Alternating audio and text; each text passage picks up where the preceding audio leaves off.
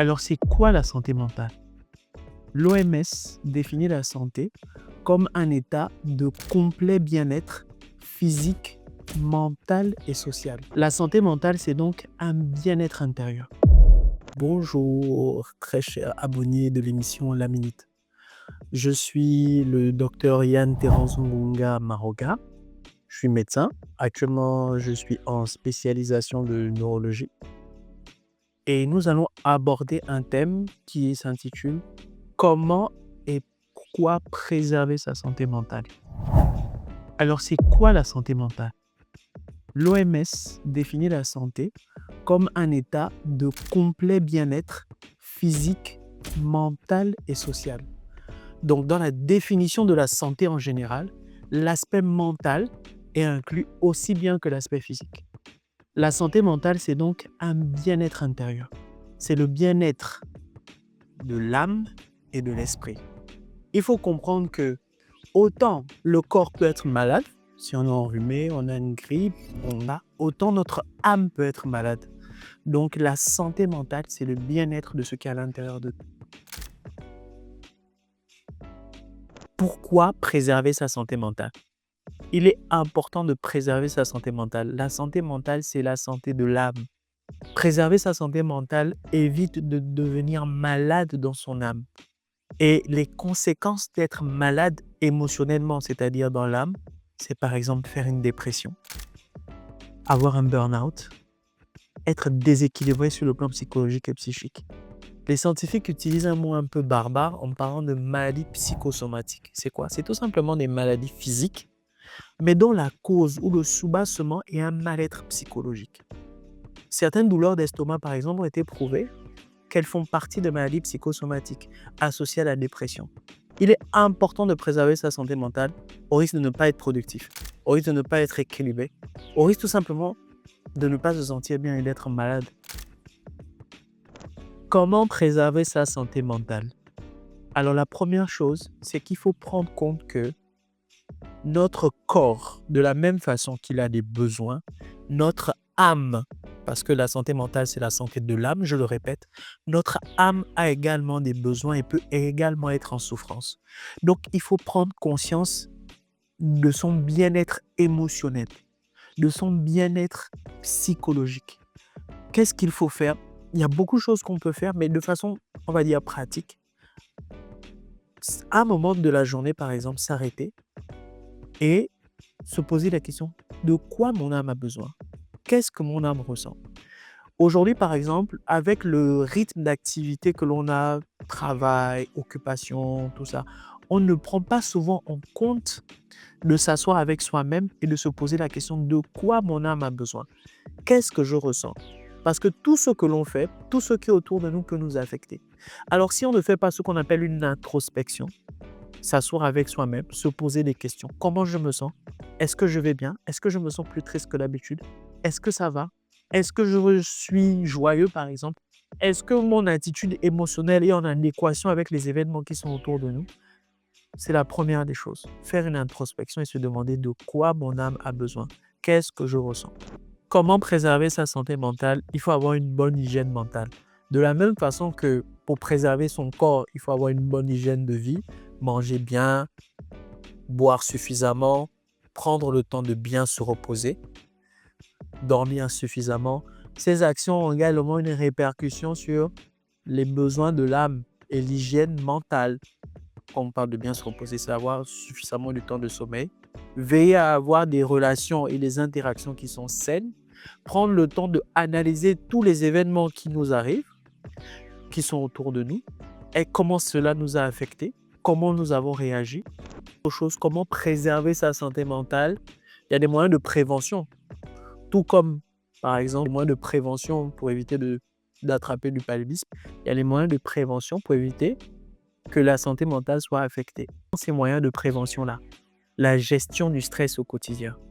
Gérer son stress au quotidien peut éviter d'être en mauvaise santé mentale. Le stress est quelque chose de bien parce que ça nous concentre, ça nous booste, ça nous encourage. Il devient négatif lorsqu'il a un impact négatif sur notre vie, quand il nous paralyse dans nos activités, quand il nous empêche de nous exprimer.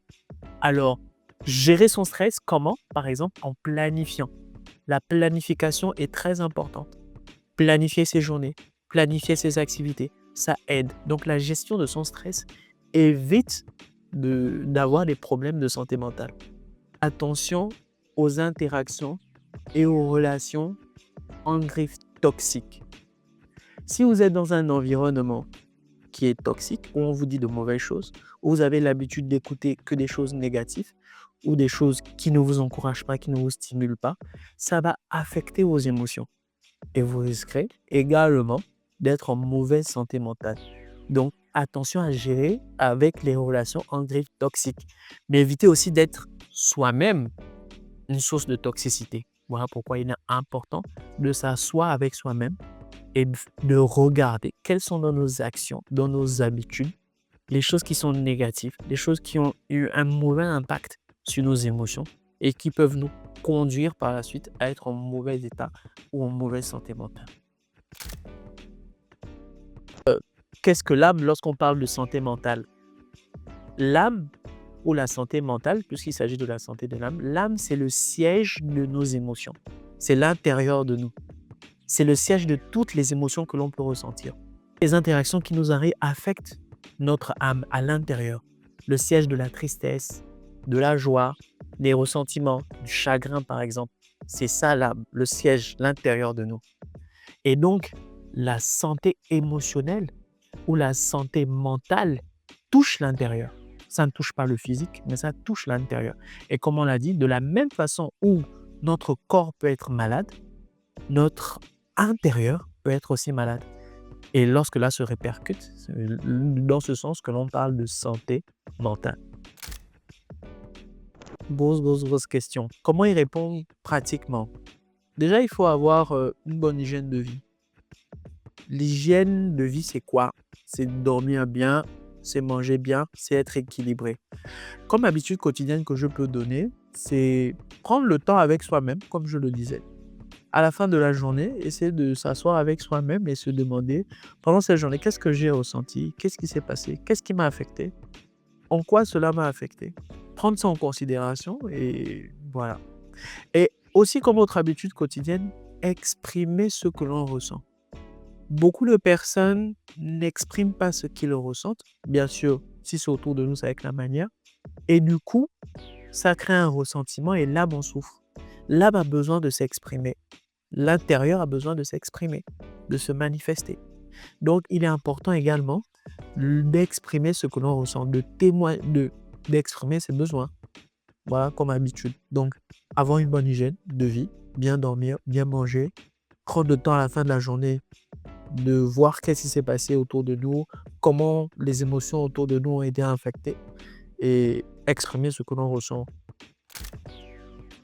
Non, la santé mentale touche tout le monde. La santé mentale touche tout le monde. Je prends un exemple. Dans le service, dans l'hôpital dans lequel je suis, il y a un service dédié aux enfants qui souffrent de santé mentale. Donc, la santé mentale peut toucher toutes les tranches d'âge.